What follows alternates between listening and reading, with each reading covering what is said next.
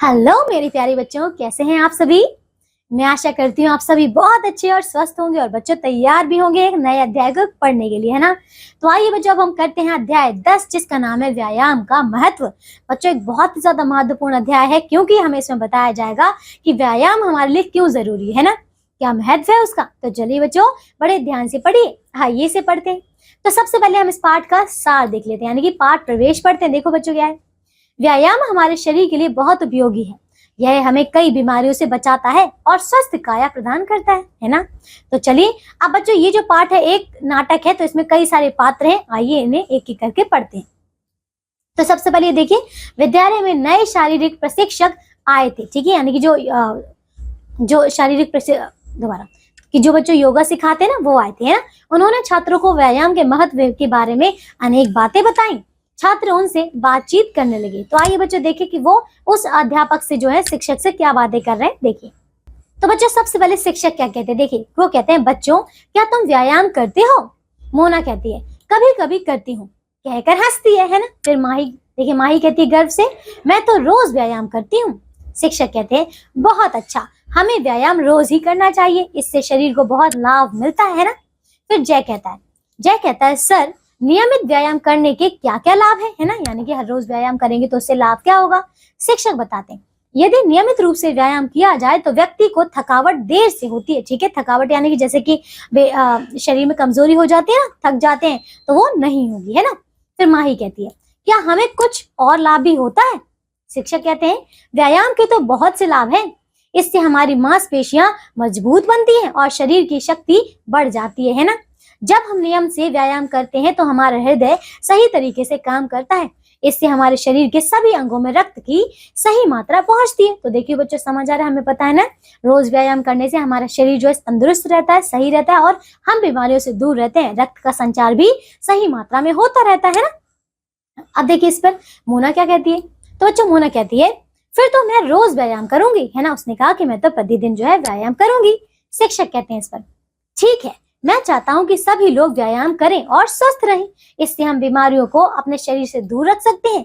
इतना ही नहीं, व्यक्ति दिन भर प्रसन्न रह सकता है। व्यायाम करने वाले बच्चों को देखिए उनका जो मन है पढ़ाई में अधिक लगता है, ऐसा शिक्षक ने बताया, है ना बच्चों, समझ आया। अब इस पर जय कहता है कि व्यायाम से पढ़ाई में भी मदद मिल सकती है, पर कैसे, है ना। शिक्षक बताते हैं, देखो बच्चों, जब कोई व्यक्ति व्यायाम करता है तो शरीर के साथ साथ उसका दिमाग भी स्वस्थ और सजग हो जाता है ना। कैसा हो जाता है, उसका दिमाग भी स्वस्थ और सजग रहता है, यानी कि तैयार रहता है, बिल्कुल अच्छा स्वस्थ रहता है। देखिए तब किसी भी विषय पर ध्यान केंद्रित करना आसान हो जाता है ना, क्योंकि वो किसी और परेशानी में नहीं होता, उसका शरीर भी एकदम स्वस्थ होता है, ताजगी से भरा हुआ होता है। इस तरह व्यायाम करने से बच्चों को पढ़ाई लिखाई करने में मदद मिलती है।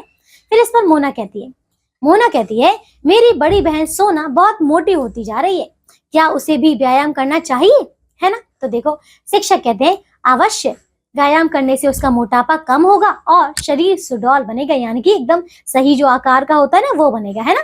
हर कोई सुंदर बनना चाहता है परंतु इसके लिए कोशिश नहीं करना चाहता, है ना बच्चों।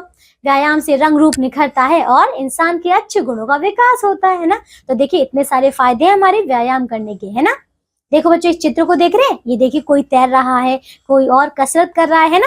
अब देखिए इस पर जय कहता है, हम क्रिकेट, फुटबॉल, कबड्डी आदि खेलते हैं, क्या इनसे हमारा व्यायाम हो जाता है। शिक्षक कहते हैं, हाँ, खेल कूद भी व्यायाम का एक तरीका है। योगासन, तैराकी, सुबह शाम टहलना, दौड़ लगाना आदि व्यायाम करने के अलग अलग तरीके हैं। ध्यान रहे, चाहे व्यायाम का ढंग कोई भी हो, वह नियमित होना चाहिए, यानी कि वो रोज होना चाहिए, है ना। तो बच्चों आप लोग भी ये दौड़ लगाते हैं, बताइए, कसरत करते हैं। कई सारे बच्चे करते होंगे और कई सारे भी नहीं भी करते हैं, तो जो नहीं करते उनको करना है आपसे, है ना। अब देखिए इस पर माही कहती है, तो बच्चों माही कहती है, सर हमें व्यायाम किस समय करना चाहिए।